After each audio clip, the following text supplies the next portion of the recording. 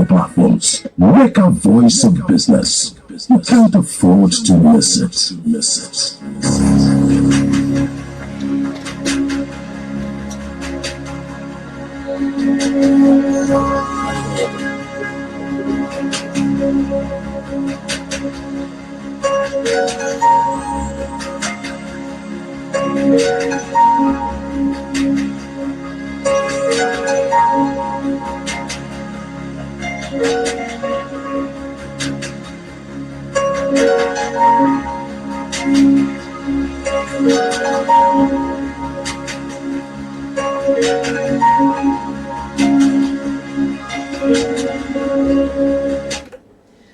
Good morning. Welcome. It's another time for another edition of your program, NECA Voice of Business.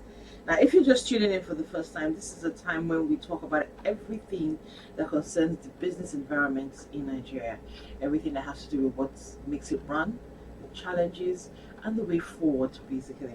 And we'll be talking about a series of issues on the show at this time. And of course, it's an opportunity for you to call. There's an opportunity for you to call in and ask questions concerning the topic we're talking about. Today we're looking at pensions. Yes. Now, if you're a worker, your pension should concern you. What are you going to retire to? How is your money being affected? And we are going to be talking about the Pension Reform Act 2014 issues arising. I'm sorry, can you pronounce your name? Oguche,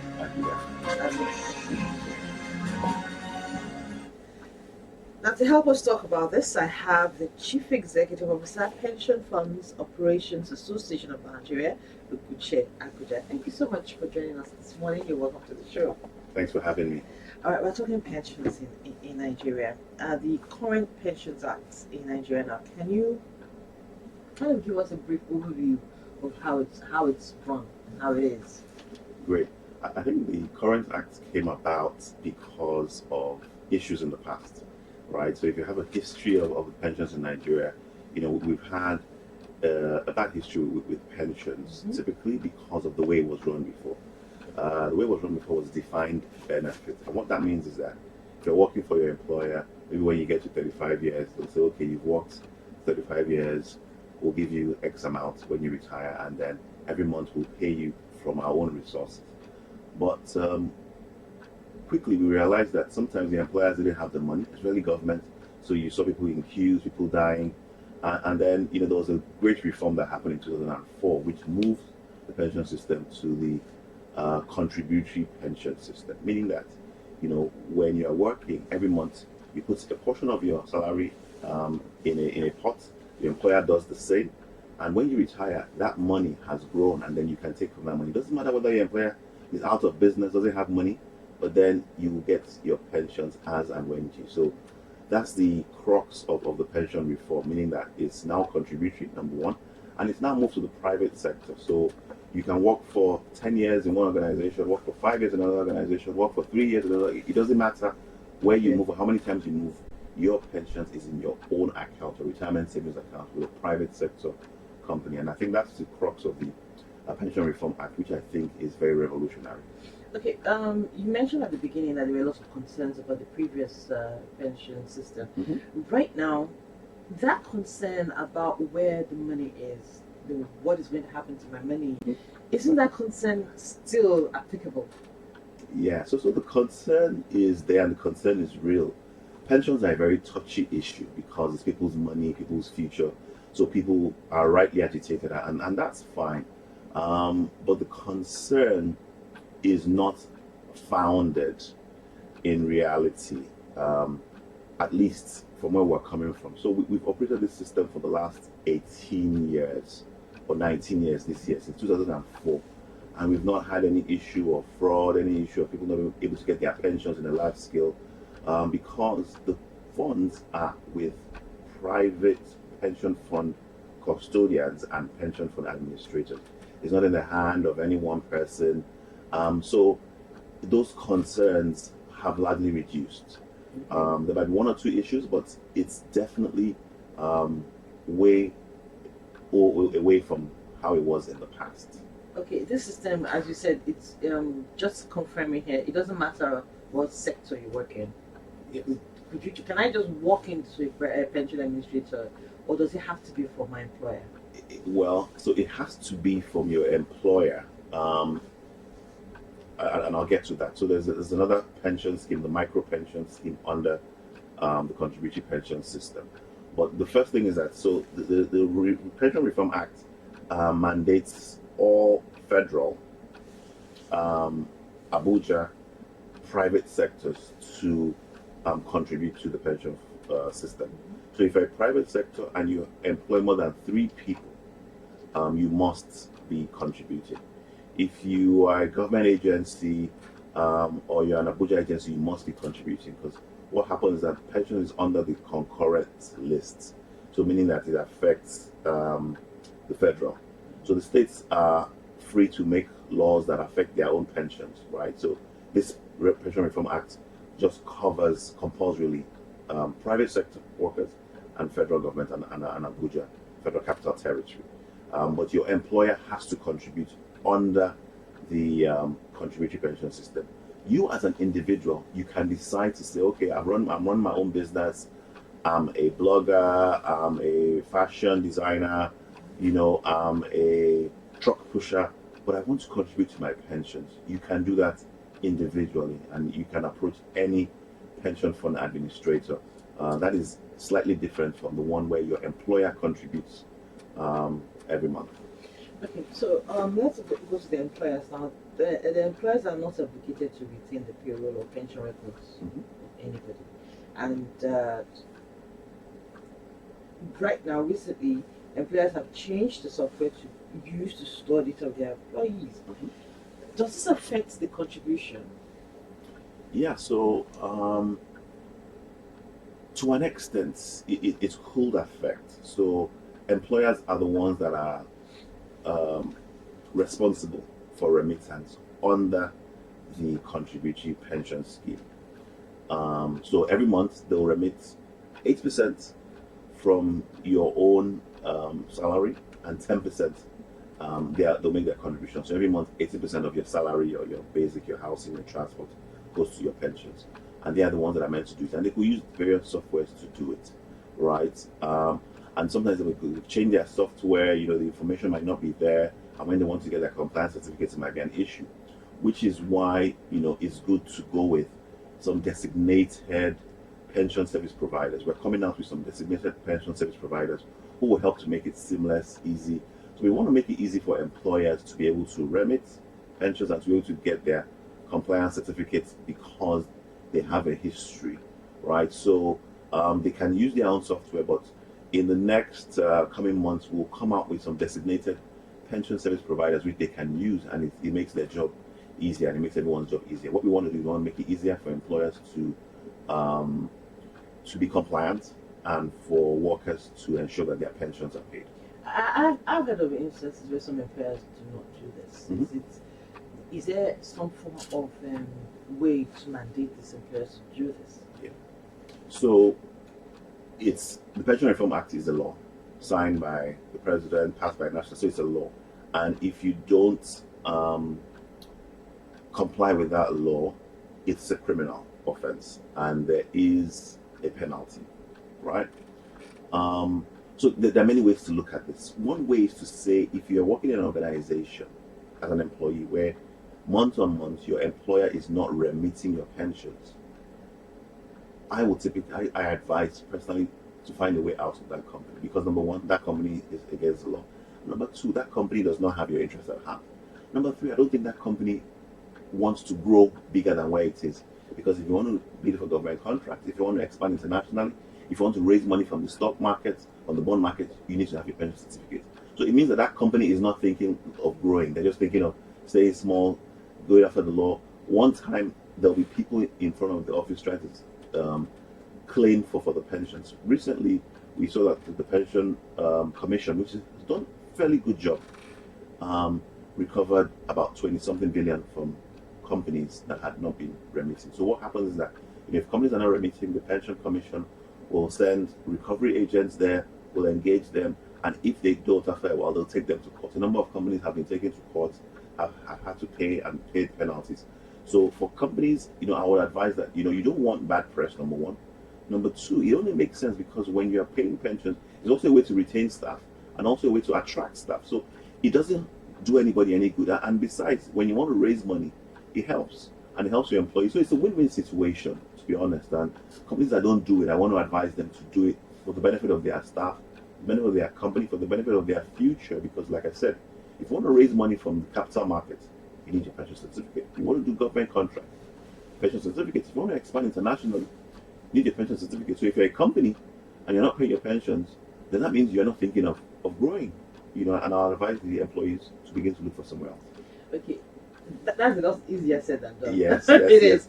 And you mentioned, still talking about the company's paying, you mentioned Yes. the fact that if you employ 3 people or more, Yes. I want us to look into these small businesses, so to say, Yes. and small scale businesses. Mhm.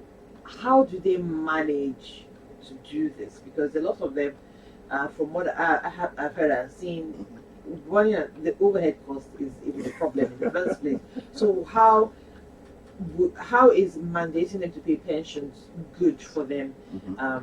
Minus getting the pension certificates, how is it helping their business in any way? Mhm. Small scale business, a person that just started a line of maybe buying and selling and employing 2 or 3 people.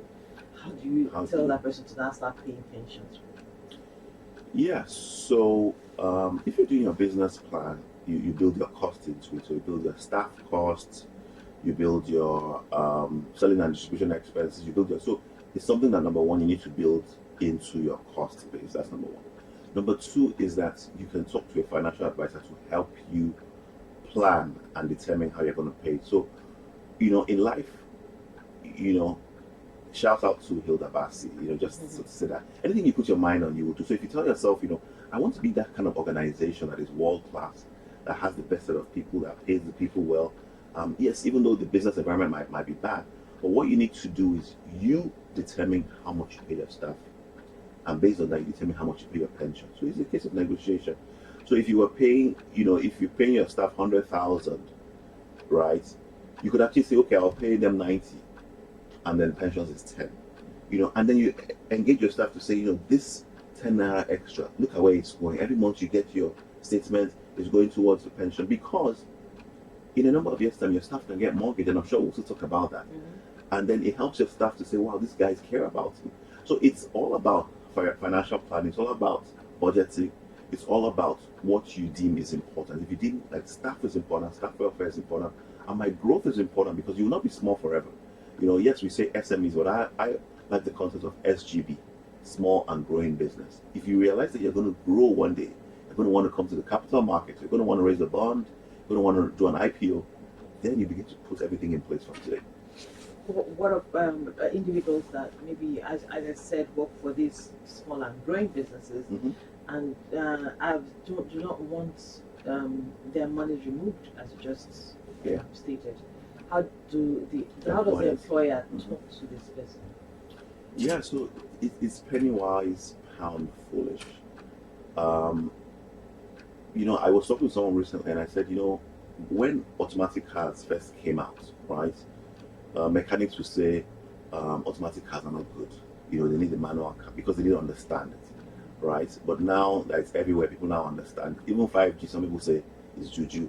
So what people don't understand, they typically run away from it. So the employee thinks, oh, pensions are bad, they're taking my money. But when he sees that over time, right, your pensions can grow. When you retire, you don't want to be meeting your children, oh, please give me money for transport, give me money for.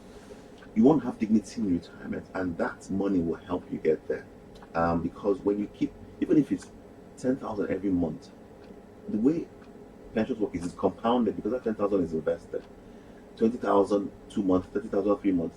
The interest on it is compounded, and next year, so you are putting money where you don't even know. But when you look at your statement after 3, 4, 5 years, you see that it's expanded a lot. So for them, is to realize that it's for their own benefit. And then when you lose your job, for 4 months you can't find another job, you can access 25% of that. Okay. So yes, you can access 25% of that. It's like a job loss cushion, which the Pension Act has put out. And like I said, the Pension Act I think is one of the most revolutionary acts in the history of Nigeria, because it does help employees, and employers need to understand and they can educate. And there's a lot of work that we can do. I'm working with NECA to educate employers and employees, and we hope to do a lot of that going forward. 0813-331-3172. 0813-331-3172. That's the number to call into. We're talking about pensions. If you have questions about that, I have an expert in the studio with me to help with that. Now, you did talk about your the pensions expanding and growing, and given the distrusts of people on financial institutions generally, and the idea of, oh, well, I'm going to use my money. How am I going to get my money back if I use my money? Can you explain how these investments, the use of a pension fund for investment works, so that people understand that someone is not just out there playing with your money? Yeah, I mean, I understand the distrust, and it's normal. I mean, we've heard stories in Nigeria of, money being eaten by a snake, or and things like that. But like I said, and I'll keep saying it again and again, I think the Pension Reform Act is one of the most revolutionary pieces of legislation in Nigeria's history. Because what it does is that the framers of the act, and my hats off to them, the money that is contributed every month does not go to the pension funds. It goes to the pension fund custodians. And the pension fund custodians are owned by the biggest banks in Nigeria, and they have to guarantee that money. So the money does not stay with the pension fund administrators. Currently, there are about 19 pension fund administrators. And even those administrators, they determine how it's investment and where it's invested. But even that is not carte blanche in terms of there has to be an investment policy, there's a risk management framework, there's a board governance committee, there's board investment. So how they invest it is not just, someone comes on the whim and says, I want to invest it in this. I have to go through a process to ensure that there's safety, ensure that there's returns, ensure that there's money comes back. So there's a painstaking process which the pension fund administrators go through to invest people's money, because they understand that they're holding the money in trust. It's a fiduciary responsibility which the pension fund administrators have. Even the pension fund administrators, the directors, the management, they have to go through a process of screening through PENCOM, go through the police, DSS, to ensure that it's fit and proper people that are managing your pension. So the Act has ensured that there's a process that goes through to ensure that before money is lost, it actually takes a lot. And there's checks and balances every step of the way. Like I said, with the pension fund custodians, which are owned by the largest banks in Nigeria, with guarantees on the money, and then how the pension funds are invested in safe instruments within a framework. Okay, what would you say about this government's new idea to use part of these pension funds for infrastructure? This is part of the the agitation, and people are having, anxiety. Exactly. Yeah. Why are you using my money for that? Yes, it's my money. Why are you taking my tax? I mean, I agree with you on that in terms of, and it's a concept I've always been saying. So, for instance, you earn 100 naira a month. About 20 naira of that goes to tax. About 8 naira of that goes to pensions. So, what we need to ask ourselves is, what happens to the 20 naira? How does the government use the 20 naira? And I'm encouraging workers, Nigerians, we need to hold our government accountable. The 20 naira you're taking from my money every month, I'm not seeing that, right? But the 8 naira that is being taken as pensions, I see that, because it's in my retirement savings account, and I can see how the pension funds is growing. The thing is that most people focus on the 8%, they don't focus on the 20%. And the government wants to come for that 8% again. However, from a financial investment point of view, infrastructure investments is one of the best investments that pension funds can undertake if done well, because they are long-term, and pension funds are long-term in nature. They have stable cash flows, that's on paper. So the challenge is, how do we ensure that the infrastructure investment that pension funds are undertaking are stable, are safe, and will come back, and whether it's government or not. If the government guarantees it, if they are structured well, if there's a private-public partnership model that ensures that the money comes back, it's paid for, there are tolls, and the money comes back. So pension funds will have to make their individual assessment. So the government cannot come and we've seen over the last 19 years that the pension funds have been existing, the act has been existing. That hasn't happened. The government cannot come and just dip their hands in the pension funds because there are systems, there are processes. There are 19 pension funds, right? And there are 6 closed pension fund administrators. So if the government needs to do that, it needs to talk to about 20 plus pension funds to say, give me this, give me this. It doesn't happen that way. There's really a process, there's a governance. If the government wants to use money for infrastructure, there is a system. It brings a proposal, the pension funds look at it and they determine if it's okay, if it goes through their investment process, and if it does, they'll invest. And then there are even rules for how much a pension fund can invest in one project, so that if anything happens, it's not going to lose all its money. So those concerns are there, and Nigerians, it's their money. So I like the fact that people are thinking about their money, are concerned. That's good. They need to keep up that, because Nigerians need to ensure that they're informed about their pensions, they stay woke, and that they make noise if they think anything is happening. But currently, the system that works is one that protects them. Okay, so you said you like the way Nigerians are asking and talking about their money. Yes. Apart from getting your alerts daily, are there other ways to monitor your pensions? And are there ways, for instance, can I invest my pension funds on my own? Maybe talk to my pension administrator. Is that an option that is open for the individual? Yeah. Great. I mean, that's a good question, and that's something I've been trying to encourage Nigerians to do, to engage your pension fund. So typically, when you start contributing to your pension fund on day one, until when you're 60 or retire, that's when you come back to your pension fund. But you need to engage them regularly. So yes, you get your text messages, alerts every month, and you should get your statements every quarter. If you don't do that, contact your pension funds. All the pension funds have websites, they have apps. You can go to our own website, www.penop.ng, and you will see, all the pension funds there. Go to their website.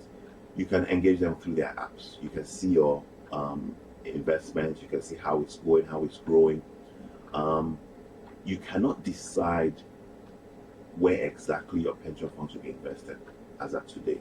However, you can decide to a certain extent the kind of investment. So there are different funds, multi-fund structure. The pension fund system that we operate in Nigeria is a multi-fund structure, where there's a fund 1, fund 2, fund 3.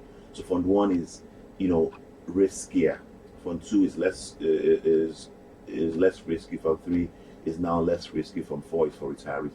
So you can decide to say, a pension fund, I don't want to be in fund 2, which is default. I want to be in fund 1 because I want to take more risk, or I want to be in fund 3 because I don't want to take as much risk. So you can decide, and then all those funds have limits in terms of what they invest in, what sort of things they invest in. So even though you can't decide exactly what you will be invested in, you can decide to an extent the kinds, yes, how much risk you can take, depending on your profile, your age.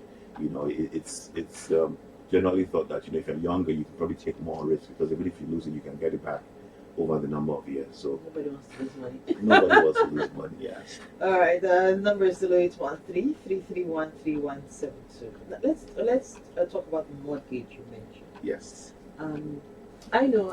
As a federal worker, that there's a houses that's separate from my pensions. But you mentioned that some people want to use their pension for mortgage. Yes. Is that possible? It's very, very, very possible, and I just want to say, last year the National Pension Commission came out with a policy that allows you to use some portion of your money for mortgage, and I think that's a game changer in the country, and many people need to take advantage of it. Recently, we got some approvals for people to be able to use that, and we're going to see more of that. So I want to encourage people to engage their pension fund, ask them about this, make your applications. So what happens is that if you've been investing in your employer, and you have been investing over 60 months, so it doesn't have to be cumulative of 60 months. It's not 60 months unbroken, so 60 months as a whole, right? You now have you've been qualified. It has to get to 60 months. 60 months. So at 60 months you are now qualified. So what it is that, for instance, let's say you have 5 million in your pensions account, or let's say 10 million for sake of computation. 25% of that, you can use that as a down payment for equity contribution for your mortgage. So 2.5 million of that, you can access that, and it goes to your mortgage bank. and your mortgage bank will use that as an equity contribution for your mortgage. So it's not as if they'll give you the 2.5 million, it goes to your mortgage bank. But what we've realized and what has happened over time is that people are not able to access mortgage because they don't have the down payment. So typically, any mortgage system, they won't finance 100%. They typically ask you to bring a percentage as down payment. And you say, I don't even have the down payment, even though I can take care of the monthly repayment, but I don't have the down payment. So the policies now says, well, that down payment you can use out of your pensions if you've been contributing over a 60-month period as down payment. And I think that's going to be a game changer. I want to encourage many more Nigerians to take advantage of it. All right. Before we go now, I just want you to talk about from what you are saying, you're a serious advocate of the pension industry right now in Nigeria. But let's look at the future of pension in Nigeria now. With a lot of people, the angst, the informal sector, artificial intelligence. Where do you think pension is in Nigeria and now and in the future? That's an interesting question. So, I mean, in Y2K, people thought the world was going to end, computers and all of that. People are going to lose their jobs. But people still have their jobs. Yeah, I do, there's a lot of work from home, AI, the future of work, that's good, but people will still retire. People will still need money in retirement. What we'll see is pension funds beginning to develop products to keep people within the system. So right now we see mortgage, right? We're going to probably see things like loans where your pension funds can give you a loan. Your pension funds can give you insurance. So there's going to be like a bouquet of products from pension funds. That's the future that I see. There's also going to be people going to have. So I'm just looking in the crystal ball now. In the future.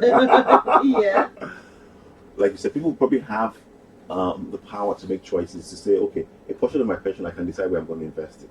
So probably not everything, but to say, okay, this 10% or this 5%, I want you to invest it in this, this, and this. Those are sort of things I see.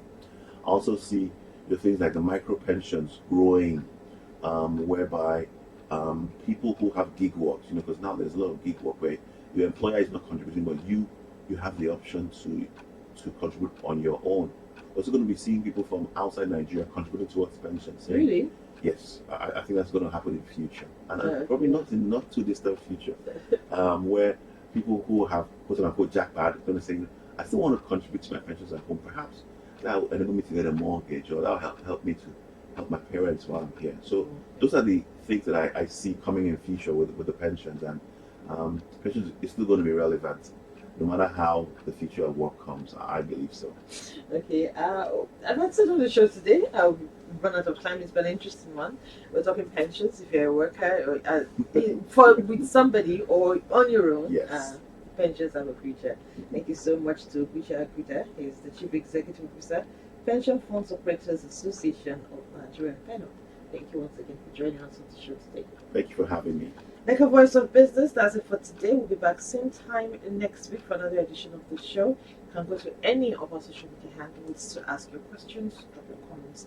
My name is Olawumi Akol. Do have a wonderful day.